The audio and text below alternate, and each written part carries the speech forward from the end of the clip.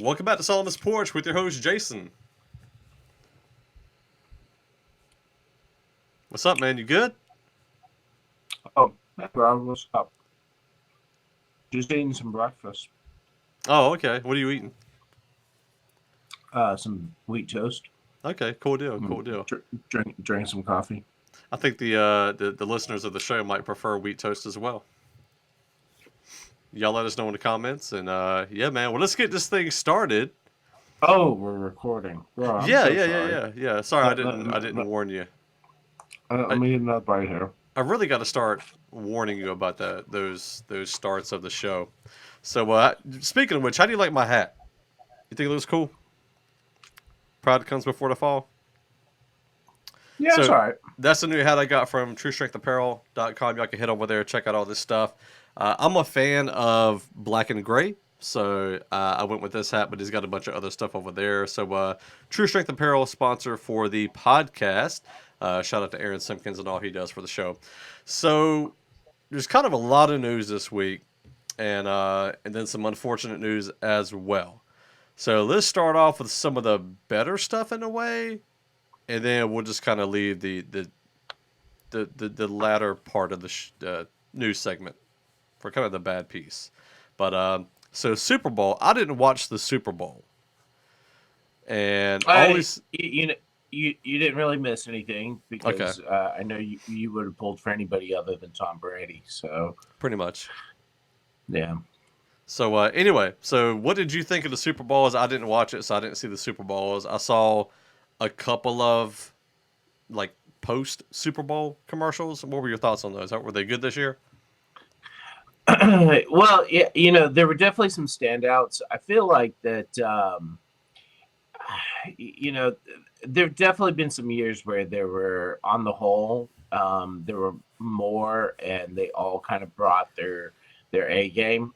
This year seemed a little bit more slack, I'd say. I know that they had some big TV and movie personalities, um, but they still really weren't that good. Um, we only got one Marvel or comic book related trailer, and that was a slightly updated Falcon Winter Soldier trailer, which was good. You know, I mean, it's still exciting because it is what it is, Yeah. but it wasn't like it was like the first time that we've seen anything from them. So, what kind of excitement level do you have with that? It's kind of hard to say. Um, yeah. That was it. Well, I mean, I can mention some of my favorites. Did you Okay. have anything in particular? I mean, not me particularly. I mean, I saw the Falcon Winter Soldier, and then I did see later on they were talking about a Scientology commercial that was up, and then I realized Scientology commercials are actually in every Super Bowl, which I Huh. never realized. And I guess everybody thought they were like humanitarian advertisements until you see like Scientology on the back of somebody's jacket in this one from this year. And then a coworker of mine, he kind of looked into Scientology a while back, and the reason why they do that is they spend so much amount of money because if they don't and they just hoard all the money they bring in from their members, then um, the government will not recognize them as a nonprofit anymore. So they have to spend a certain amount of money in order to keep their nonprofit status. And so, So why not drop millions on Super Bowl ads? sure, absolutely. Okay. All right. Well, So, there you have it. For me, I would say that Jeep had one of the best commercials. You see Bruce Springsteen, which if you hadn't seen him in a while, you might not would have recognized him right off the bat. And he's driving around in this old Jeep, and you're just like, oh, that's cool. And if you're a fan, if you're a fan of Bruce, then it's cool anyway. But he's just like talking, right? And it's just really kind of mellow. He's really introspective. He's talking about the country. He's talking about healing. He's talking about being positive and coming together. And he's in literally he goes to this little church that is literally the middle of the country. It is exact center of the continental United States, and which is really cool. I didn't even know that that existed, but it felt very inspiring. There were other inspiring videos or commercials. The Vince Lombardi video that they showed was kind of like they kind of made a little bit of a commercial later, but it was also sort of the intro to the Super Bowl as well. Again, inspiring speech, which was by Vince Lombardi. But what I think that was really cool about it was that they did a CG version of him because, of course, he's passed away, long since passed away, and he's walking through neighborhoods and interacting with people. And so that was kind of neat. I liked it. It showed diversity, and that was kind of part of the point of that. On that same level of talking about diversity, the NFL also had a commercial about social justice. Now, I tried to find it on YouTube, but it looks like it's been taken down because of content based off of the NFL. The NFL having removed it, so I couldn't find an official NFL sanctioned video of it. It's interesting to see how the NFL has gone from, the whole Kaepernick, we're mad at you, we're upset with you, the whole response, him being let go, and not that was necessarily specifically the NFL who did that, but all that transpired in the lack of support during that time frame by the NFL, and now they're very supportive. I'm hoping that it's not a bandwagon thing, but rather a true, legit change in their perspectives. For me, when the Kaepernick thing first, set off, I was like, dude, that's rude, and can him. I get rid of him. Any player that's not willing to stand up during the national anthem, boot him out. And I still feel like it can be very disrespectful. I understood where he was coming from even then, but I think that I see the greater importance now more than ever before. And I think that's why I would be more likely to, I don't know, be more willing to say, I see what you're doing, I hear you, and I'm not going to raise a guff about it. And I think that's where the NFL is too. They say, I see you, I see the importance, I see what's going on, and I hear you. And so we're going to stand by and we're going to support you being able to voice that. So that was cool. Yeah, I saw somebody talking online about the NFL trying to smooth things over, but then they were saying how it didn't seem like they were apologizing to Kaepernick for the wrong that they did and stuff like that.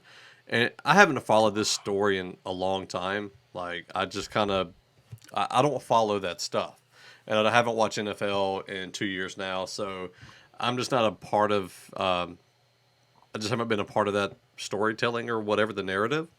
And Right. but hopefully it's not like you said. Hopefully it is from a genuine place and not just for money, because I don't know who watches NFL more, you know, racist white people or super duper proud conservatives or black individuals who were for what Kaepernick did. Like there's a different array and groups of people out there. And I do know that super ultra conservative folks hated what Kaepernick did for whatever perspective they're coming from, but then there were also military people who still respected what he did. So I didn't feel like there Yeah. was a right or wrong thing to do. Even in military perspective, there wasn't a right or wrong thing to do. So it's just my personal opinion, or everybody's personal opinion is what was really coming out, not necessarily a objectively right or wrong in that case. So two commercials that I would say that are probably most notable that I enjoyed the most. There was an Edward Scissorhands, Timothy, I can't think of his last name, moody kind of actor guy. So, definitely fit the part of Edward Scissorhands' son. And it was just cool because it was a nice retro throwback, but it wasn't like overly done. It was kind of practical. It felt appropriate. It had enough humor to it that it kind of kept you engaged, but it wasn't over the top. So there were definitely some over the top ones.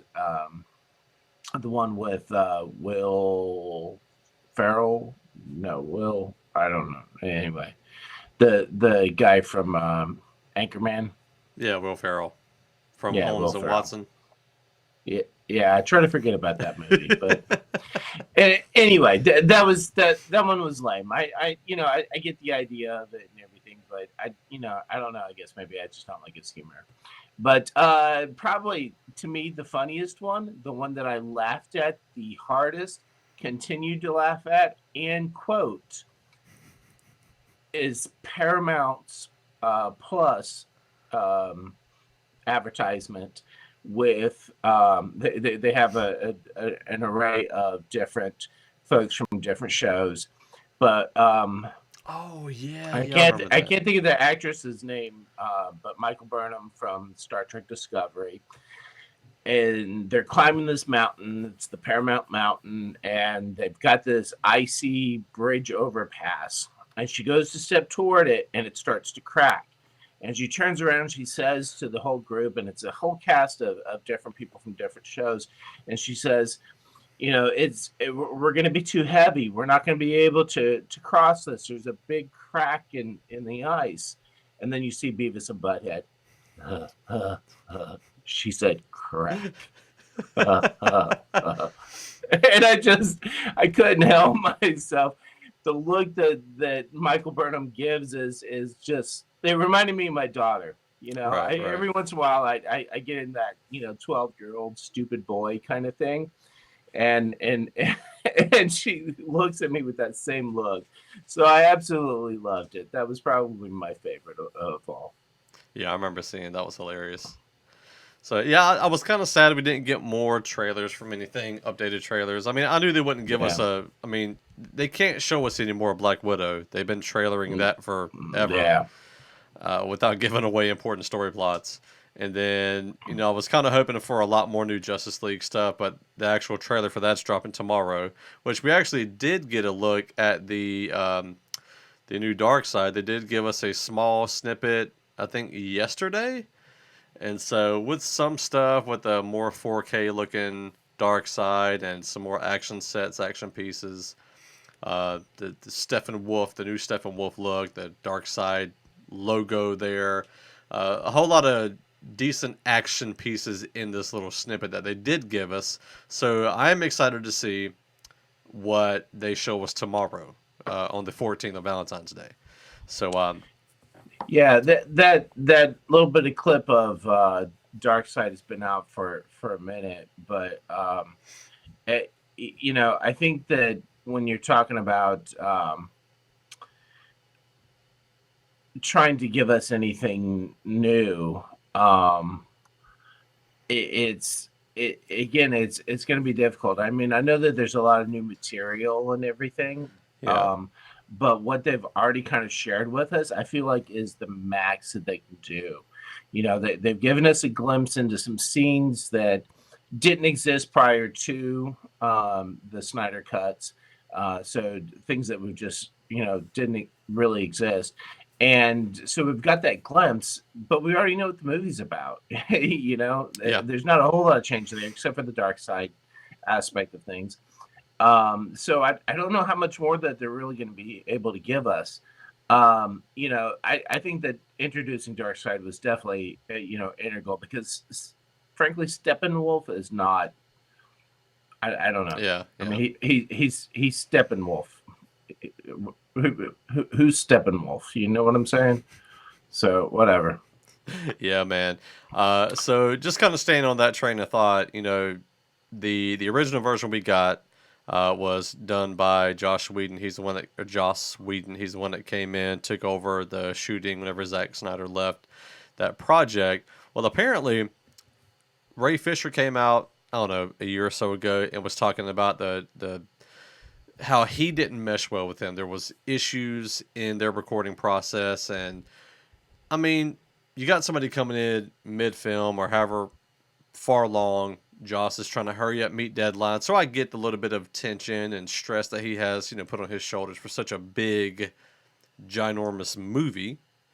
But apparently, here lately, Michelle Trachtenberg from Buffy the Vampire Slayer said that she also said that there were issues with bad behavior from Joss Whedon. They're not allowed to be in a room together. He's not allowed. I don't know if it's her call that he can't be in the same room with her, at least not alone. That's not work specific related. So I thought it was interesting and just kind of curious to know what all these issues are with Joss Whedon. I mean, the Avengers he did fine. Like I haven't heard anything about the Avengers cast because I think did he do the first one too? I know he did Age of Ultron, but I want to say he did the first Avengers as well. But I hadn't heard anybody talk about it. So I'm just curious to know what's going on with this man, why people are having issues with him. Also, speaking of drama, so Gina, is it Carano? Is that how you I say think her so. name? Yeah, sounds right. So she has been fired from The Mandalorian. She's actually producing a new film with the Daily Wire, Ben Shapiro. So apparently she's been an outspoken conservative individual. In the past, last year, she kind of mocked the mask situation. She wasn't necessarily a huge supporter of wearing mask, just I guess not finding it effective and things like that. And then she also had spoken out saying that there was voter fraud going on. She was, I guess, in favor of Trump. She was for Trump, so she was speaking out against Biden's results, things like that. And then lately, she did another thing the other day, and I don't know if this is the reason why they let her go, but they said they've kind of been eyeballing or playing around with the idea of letting her go because of those things. But she also compared Republicans to the Jews in the Holocaust. So, Yeah, that being a Republican in today's society was like being a Jew during the Holocaust in terms of persecution. And here's the thing: is that one, she has to know that her career was kind of teetering anyway, or else she just wasn't paying attention to any other social media other than what she was posting. yeah. Um, and so that if you're going to continue in that vein, you're they're going to eventually just cut ties. There's just no way around that. So she had to see this coming. This couldn't have been a surprise for her. And so really it's of her own doing and volition at this point in time. She's willing to say, hey, I don't care whatever it is that I'm saying. I believe in enough that I don't care about the work or work in the future for that matter. Yeah. Not and not being anti-Semite, but largely historically at least, Hollywood has been run by the Jewish community. Are you really seriously going to go into that environment and make some sort of comparison to what they have endured culturally as a people? I mean that's just stupid. Yeah. I mean it is borderline moronic, to be honest with you. And this is coming from someone. I wanted more of her. I wanted to see more of her acting skills. We saw it progressing. It was getting better.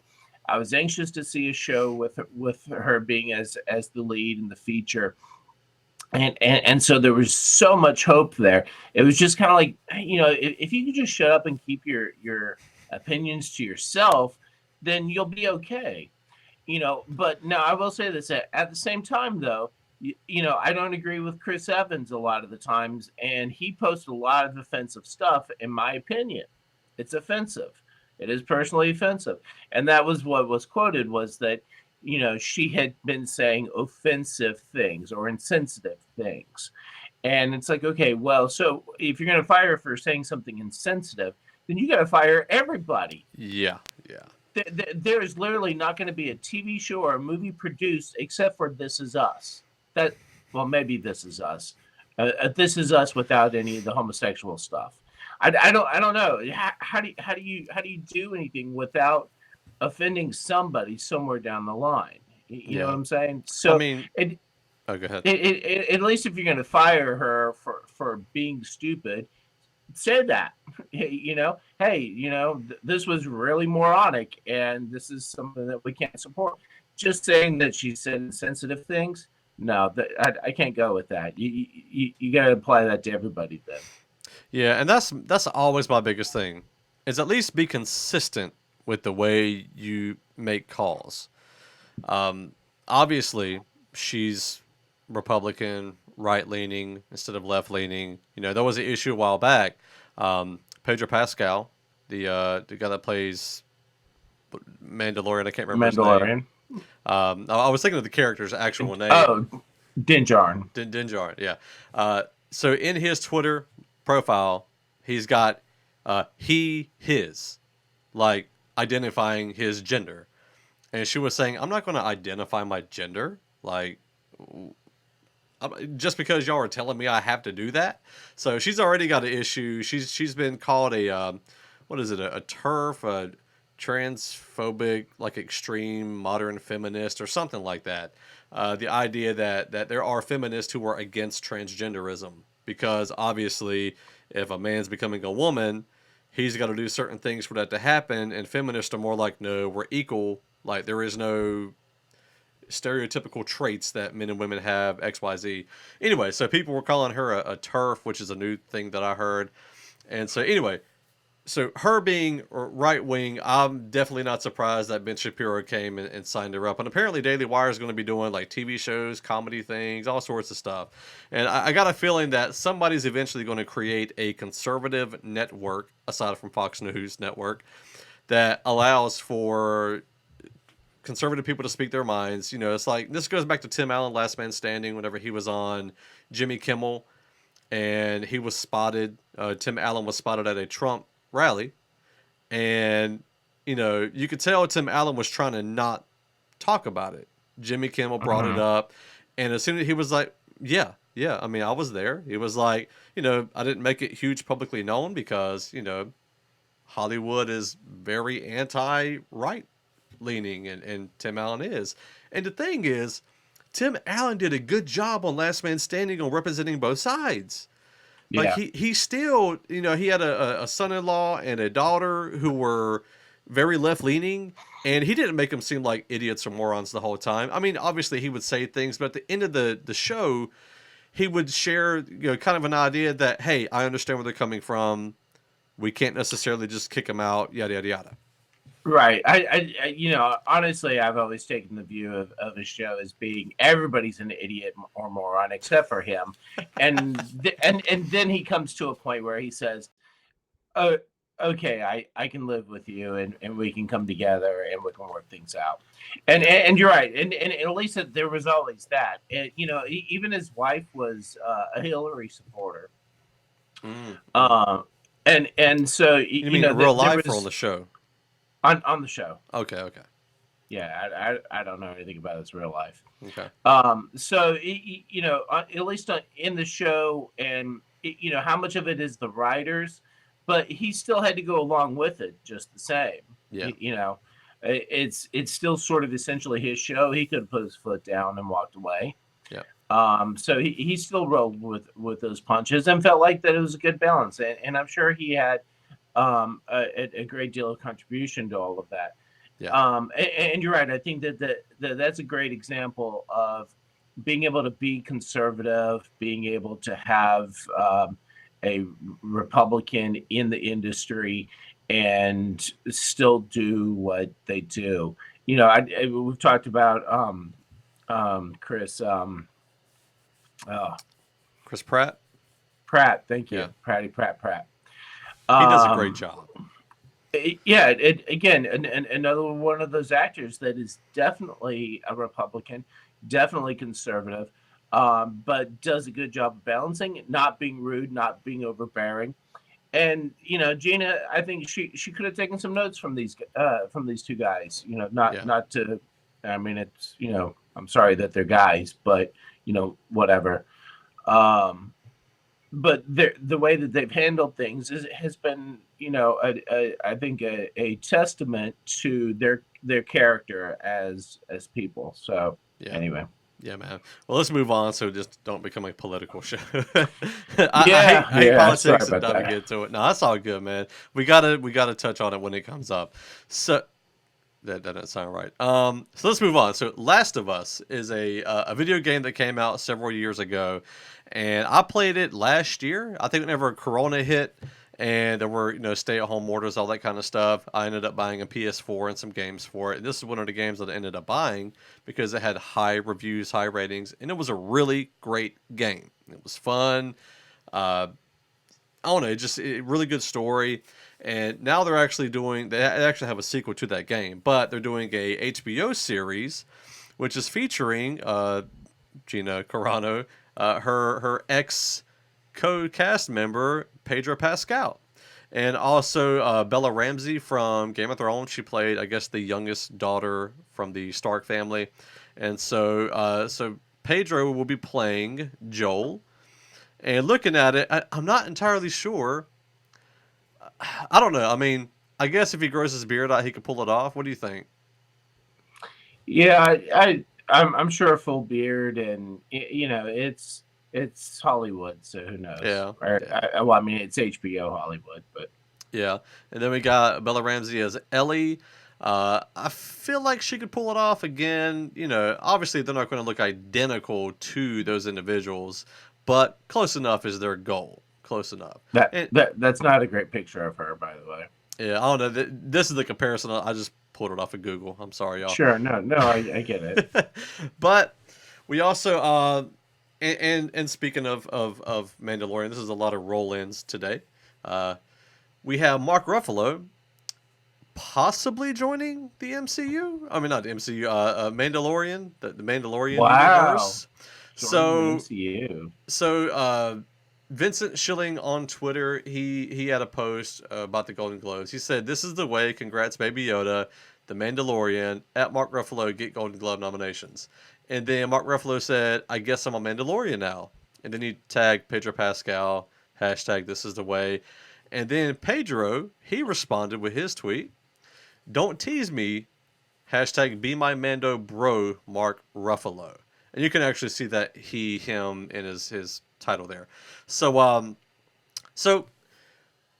when it comes to Hollywood and these type of things, you know, you got to take it with a grain of salt, whatever that actually means. And we can't necessarily say, based on this little interaction, that Mark Ruffalo will be joining Mandalorian. However, he's from the MCU. He knows what little subtleties mean whenever you do things in the public eye. Do you think Mark Ruffalo would be good on Mandalorian? And if so, what type of character would you want him to be?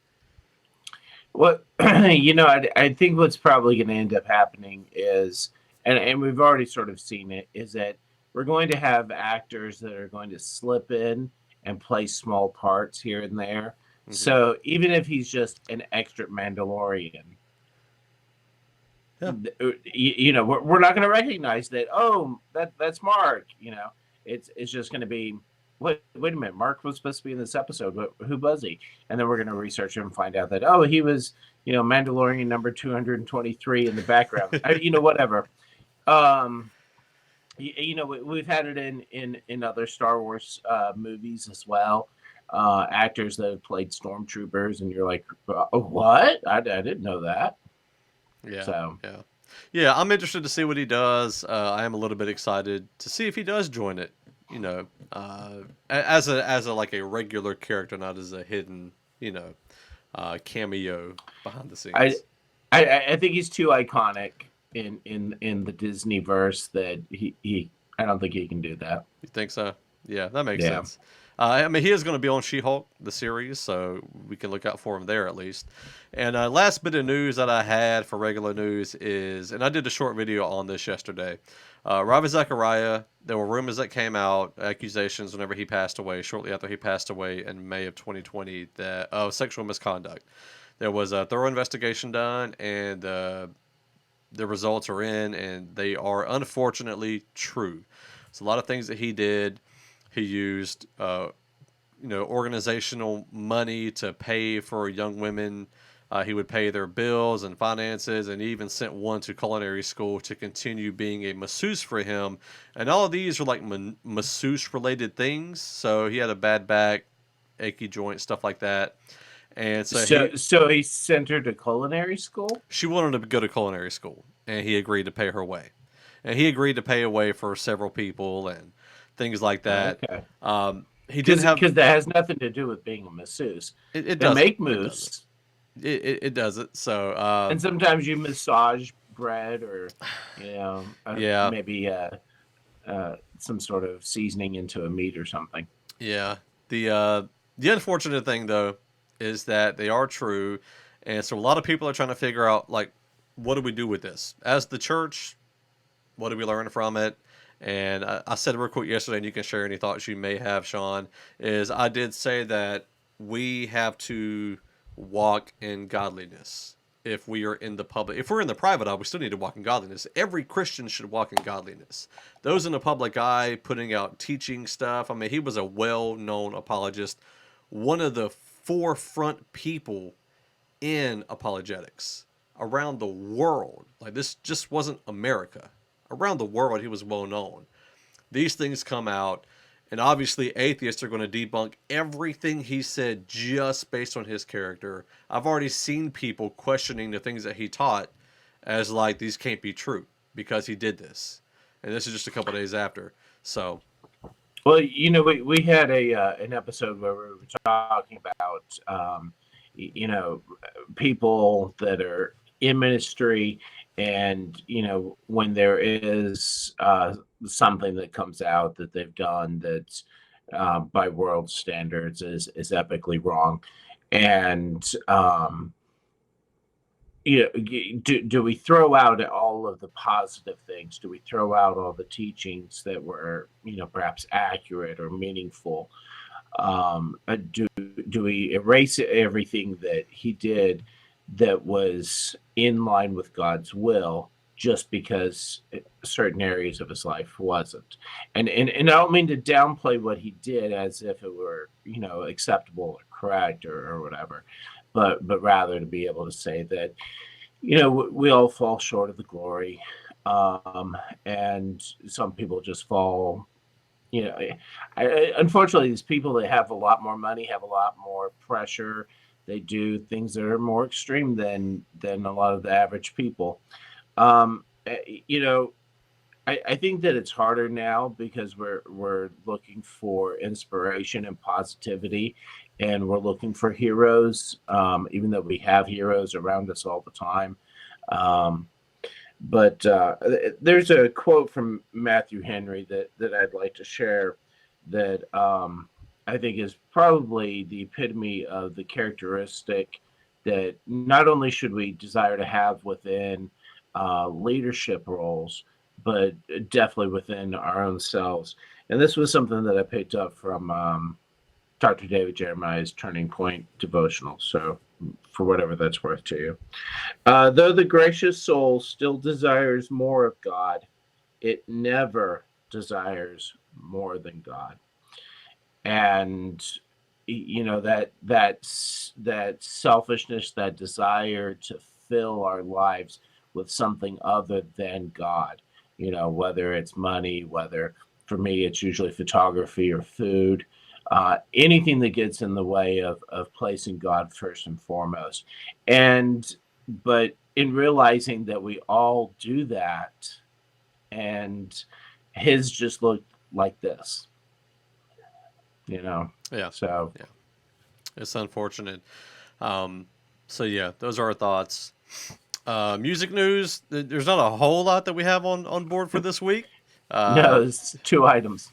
So we do have. Well, I'm gonna throw in there Brutality's Worldwide Desolation. We did an interview with them and we did a review of the album, but that is available just in case you happen to miss those and you listen to the podcast and didn't catch the other stuff. So that is available now, and it's good, y'all. It's good. Go check out our review on YouTube. And Love and Death has finally dropped their album, Perfectly Preserved. We are going to be reviewing that a little bit later, so you can check out that and get our thoughts on that album more thoroughly detailed. I did enjoy the album as a whole, so I'll just kind of share that. And Rare Breed, he sent me this song called For Me about a year ago. And I had asked him, when are you dropping this? And he said, I don't know. I was like, when are you dropping it? He said, I don't know. I asked him like 6 months ago, when are you dropping it? I don't know what to do with it. He's like, it doesn't really fit the theme of my upcoming album, I think is what he had said at the time. And, but he finally dropped it. And it was like, boom. And I was like, yes, I can finally play it on the show. Because I've had it for a while. And it was just like, and it's really, really good song. Yeah, it is. It's a great track, and I think in the email when he sent it out to everybody announcing that it was available. I mean, you have to buy it. It's not free. Of course, you can stream it, but his element or his reasoning for desire for releasing it at this point was that we've come off of 2020, these hard times, whatever you've experienced, whatever you've gone through, and that this song was this was the right time for it to drop, to be able to meet the needs of the people. And I totally respect that about him. Certainly we would have loved to have had it earlier, but I think that the fact that he waits on the Lord, he waits on the Spirit to speak to him, to say this now, and that's his obedience to Christ is amazing and wonderful to see. So Absolutely. So go check that out. And if you're a Rare Breed fan, you listen to the show. You've already heard it by now. yeah. So anyway, that's it for the news this week. Sorry, there was a lot, but we wanted to discuss a lot of it. So we'll be back with another segment soon. Stay tuned.